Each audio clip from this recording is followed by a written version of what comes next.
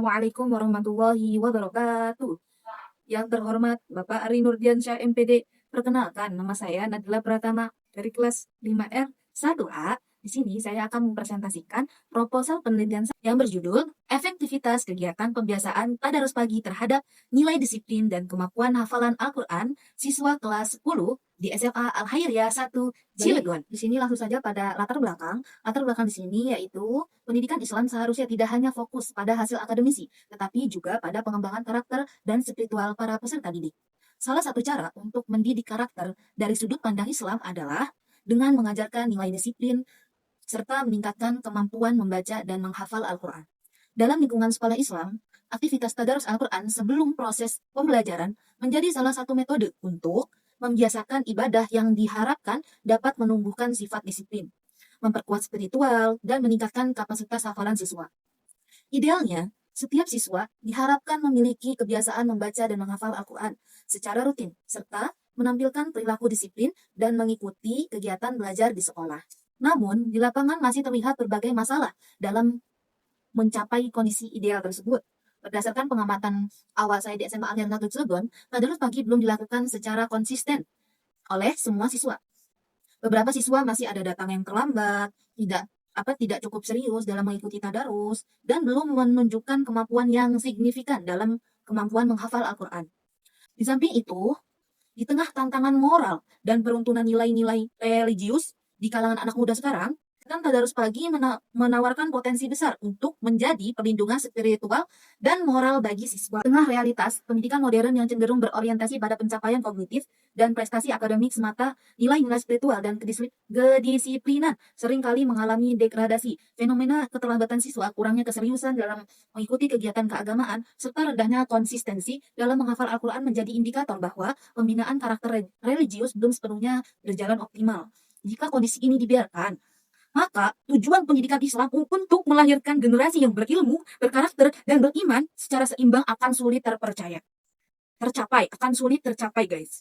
Kegiatan pembiasaan tadarus pagi menjadi penting karena dapat memperkaya khazanah kajian pendidikan Islam, khususnya terkait metode pembiasaan ibadah sebagai pendekatan pembentukan karakter dan peningkatan kompetensi keagamaan siswa. Selain itu, hasil penelitian ini diharapkan dapat menjadi dasar pengambilan kebijakan berbasis data bagi sekolah dalam mengembangkan dan menyempurnakan program pembiasaan Al-Quran agar lebih efektif, berkelanjutan, dan sesuai dengan kebutuhan peserta didik. Sebagai solusi, peneliti mengusulkan agar aktivitas kegiatan tadarus pagi dapat dilakukan tidak hanya secara rutin, tetapi juga dengan adanya sistem pelatihan dan penilaian yang terencana. Contohnya, bisa melalui bimbingan dari guru PAI atau guru BTQ-nya, penetapan target hafalan setiap minggunya, serta evaluasi disiplin dan hafalan yang dilakukan secara berkala. Dalam penelitian ini, peneliti ingin mengeksplorasi seberapa efektif kegiatan pembiasaan tadarus pagi ini dapat meningkatkan nilai disiplin dan kemampuan hafalan Al-Quran siswa kelas 10 di SMA Al-Hairiyah 1 Cilegon, agar dapat menjadi landasan bagi pengembangan program pembiasaan yang lebih baik di masa depannya. Kita lanjut pada rumusan masalah.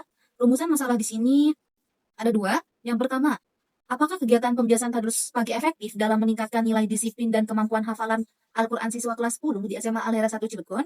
Yang kedua, seberapa efektif sih kegiatan pembiasaan tadarus pagi terhadap peningkatan nilai disiplin dan kemampuan Al-Quran siswa kelas 10 di SMA Al-Hairiyah 1 Cilegon? Nah, rumusan masalah penelitian ini termasuk ke dalam rumusan masalah asosiatif. Mengapa begitu? Karena menjelaskan hubungan atau pengaruh antara dua atau lebih variabel penelitian dan berfokus untuk mengetahui pengaruh hubungan sebab dan akibatnya. Dari lanjut pada poin yang C, tujuan penelitian. Tujuan penelitian di sini ada dua, menjawab dari rumusan masalah tadi. Yang pertama, untuk mengetahui efektivitas kegiatan pembiasaan tadarus pagi dalam meningkatkan nilai disiplin dan kemampuan hafalan Al-Quran siswa kelas 10 di SMA Al-Hairiyah 1 Cilegon. Yang kedua, untuk mengetahui seberapa besar pengaruh atau efektivitas kegiatan pembiasaan tadarus pagi terhadap peningkatan nilai disiplin dan kemampuan hafalan Al-Quran siswa kelas 10 di SMA Al-Hairiyah 1 Cilegon. Kita lanjut pada poin yang kedua tentang variabel penelitian. Di sini ada dua variabel. Yang pertama ada variabel X dan variabel Y. Variabel Y di sini terbagi menjadi dua, variabel Y1 dan variabel Y2. Kita bahas variabel bebas atau variabel X dulu tentang kegiatan pembiasaan tadarus pagi. Pembiasaan merupakan metode pendidikan yang dilakukan melalui pengulangan suatu perilaku secara terus-menerus, sehingga menjadi kebiasaan yang tertanam dalam diri peserta didik. Menurut Abdullah Nasir Ulwan, metode pembiasaan sangat efektif dalam membentuk kepribadian dan akhlak anak apabila dilakukan secara konsisten dan terarah. Variabel pembiasaan tadarus pagi dapat diidentifikasi melalui beberapa indikator, antara lain, 1. Konsistensi pelaksanaan tadarus pagi. 2. Ketetapan waktu kehadiran siswa dalam kegiatan tadarus. 3. Keseriusan dan keaktifan siswa saat tadarus. 4. Bimbingan guru dalam pelaksanaan tadarus. Yang kelima, suasana dan ketentuan pelaksanaan tadarus. Variabel pembiasaan tadarus pagi berperan sebagai perlakuan atau treatment yang diberikan oleh sekolah. Kegiatan ini diduga mampu mempengaruhi siswa dan perilaku siswa, khususnya dalam membentuk nilai disiplin serta meningkatkan kemampuan hafalan Al-Quran melalui rutinitas ibadah yang terstruktur dan berkelanjutan. Kita lanjut pada poin yang B, ada variabel terikat atau variabel Y. Variabel Y1 tentang nilai disiplin siswa.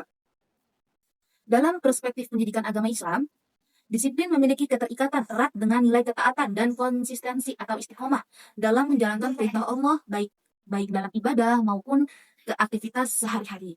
Nilai disiplin dapat diidentifikasi melalui indikator sebagai berikut. 1.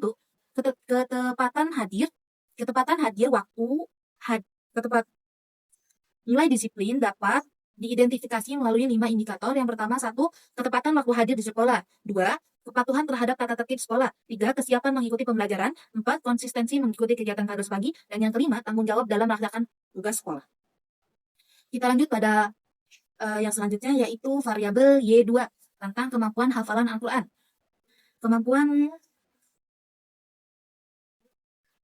Dalam pendidikan Islam, menghafal Al-Quran dipandang sebagai amalan mulia yang tidak hanya meningkatkan kecerdasan spiritual, tetapi juga melatih daya ingat dan konsentrasi siswa. Kemampuan hafal Al-Quran dapat diidentifikasi melalui indikator. Yang pertama, 1. Jumlah ayat atau surat yang dihafal. 2. Ketepatan bacaan sesuai tajwid. 3. Kelancaran hafalan. Yang keempat, konsistensi murojaah. Dan yang kelima, ketahanan hafalan, tidak mudah lupa. Kemampuan hafalan Al-Quran menjadi variabel terikat karena peningkatannya diduga dipengaruhi oleh pembiasaan tadarus pagi. Melalui pengulangan bacaan dan keterlibatan aktif siswa dalam tadarus, kemampuan menghafal Al-Quran diharapkan dapat berkembang secara bertahap dan kelanjutan. Kita lanjut pada poin yang ke-E, yaitu hipotesis penelitian. Berdasarkan fungsinya, dalam penelitian ini, hipotesis yang diajukan adalah sebagai berikut. Ada hipotesis H1 atau hipotesis alternatif, kegiatan pembiasaan tadarus pagi berpengaruh secara signifikan terhadap nilai disiplin dan kemampuan hafalan Al-Quran siswa kelas 10 di SMA Al-Hidayah 1 Cilegon. Yang kedua ada hipotesis 0 atau netral, kegiatan pembiasaan tadarus pagi tidak berpengaruh secara signifikan terhadap nilai disiplin dan kemampuan hafalan Al-Quran siswa kelas 10 di SMA Al-Hidayah 1 Cilegon. Hipotesis dalam penelitian kuantitatif disusun berdasarkan hubungan logis antara variabel yang didukung oleh teori dan hasil penelitian terdahulu. Menurut Sugiono tahun 2019, hipotesis merupakan jawaban sementara terhadap rumusan masalah penelitian yang kebenarannya masih harus diuji secara empiris melalui pengumpulan dan analisis data. Dalam perspektif pendidikan Islam, metode pembiasaan ibadah memiliki pengaruh kuat terhadap pembentukan karakter dan perilaku peserta didik. Kita lanjut pada rumus statistika yang digunakan. Ada di sini model persamaan regresi. Bisa dilihat contohnya ini di samping. Kita lanjut pada poin yang ke F tentang populasi. Menurut Sugiono tahun 2019, populasi adalah wilayah generalisasi yang terdiri atas objek atau subjek yang mempunyai kualitas dan karakteristik tertentu yang ditetapkan oleh peneliti untuk dipelajari dan kemudian ditarik kesimpulannya. Populasi tidak hanya terbatas pada jumlah individu, tetapi mencakup seluruh karakteristik yang menjadi fokus penelitian. Dalam penelitian pendidikan, populasi dapat berupa seluruh peserta didik pada jenjang, kelas, atau lembaga pendidikan tertentu yang memiliki karakteristik yang relevan dengan tujuan pendidikan. Berdasarkan teori tersebut, populasi dalam penelitian ini adalah seluruh siswa kelas 10 di SMA Al-Hidayah 1 Cilegon pada tahun ajaran 2023 sampai 2024. Populasi ini dipilih karena siswa kelas 10 merupakan peserta didik yang secara langsung mengikuti kebijakan dan program pembiasaan tadarus pagi di sekolah. Siswa kelas 10 memiliki karakteristik yang relatif homogen dari segi usia, tingkat perkembangan kognitif, serta pengalaman awal mengikuti kegiatan pembiasaan keagamaan di tingkat SMA. Dengan demikian, populasi ini dinilai representatif untuk mengkaji efektivitas kegiatan pembiasaan tadarus pagi terhadap pembentukan disiplin dan kemampuan hafalan Al-Quran siswa. Jadi, populasinya yang saya ambil adalah seluruh siswa kelas 10 di SMA Al-Khairiyah 1 Cilegon. Kita lanjut pada poin yang G, sampel. Menurut Arikunto tahun 2017, sampel adalah sebagian atau wakil dari populasi yang diteliti. Pengambilan sampel dilakukan apabila peneliti tidak memungkinkan untuk meneliti seluruh populasi karena keterbatasan waktu, tenaga, dan biaya. Namun, tetap harus mewakili karakteristik populasi. Dalam penelitian kuasi eksperimen, pengambilan sampel umumnya dilakukan dengan menggunakan kelompok yang sudah ada intake grupnya, karena peneliti tidak dapat melakukan pengacakan subjek secara penuh. Teknik sampling yang digunakan dalam penelitian ini adalah purpose sampling dengan pendekatan intake group atau quasi eksperimen design. Menurut Sugiono, tahun 2019, purpose sampling adalah teknik penentuan sampel dengan pertimbangan tertentu yang ditetapkan oleh peneliti sesuai dengan tujuan penelitian. Pertimbangan pemilihan sampel antara lain sebagai berikut. 1. Kelas telah berbentuk secara alami oleh sekolah. Yang kedua, memiliki jumlah siswa yang relatif seimbang. 3. Memiliki tingkat kemampuan awal yang relatif serta berdasarkan hasil pretest. Yang keempat, memungkinkan untuk diterapkan perlakuan atau treatment. Dalam penelitian eksperimen, jumlah sampel minimal dapat merujuk pada rumus seperti ini.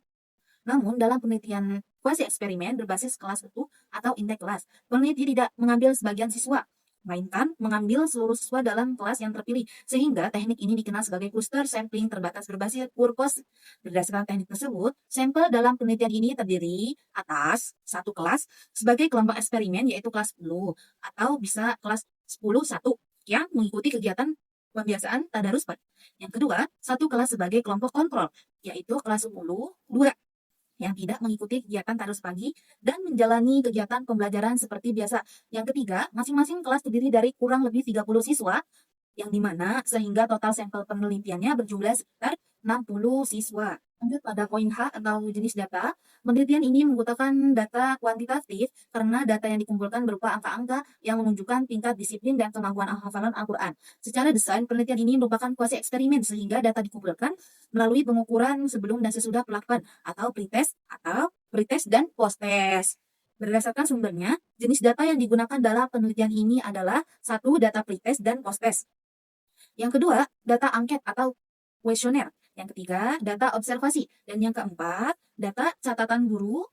Dengan demikian, data yang digunakan dalam penelitian ini adalah data primer berbentuk kuantitatif yang diperoleh langsung dari siswa melalui pretest dan post-test, serta diperkuat dengan data angket, observasi, dan catatan guru untuk memberikan gambaran yang lebih komprehensif mengenai pengaruh kegiatan pembiasaan tadarus pagi terhadap nilai disiplin dan kemampuan hafalan Al-Quran siswa. Kita lanjut pada poin yang I tentang metode pengumpulan data. Menurut Sugiono, metode pengumpulan data adalah cara atau teknik yang digunakan peneliti untuk memperoleh data yang diperlukan dalam rangka menjawab rumusan masalah dan menguji hipotesis penelitian. Dalam penelitian kuantitatif, dengan desain kuasi eksperimen, pengumpulan data dilakukan melalui pengukuran yang standar sebelum dan sesudah pelakuan pretest dan post-test, serta didukung oleh teknik lain untuk memperkuat keakuratan data.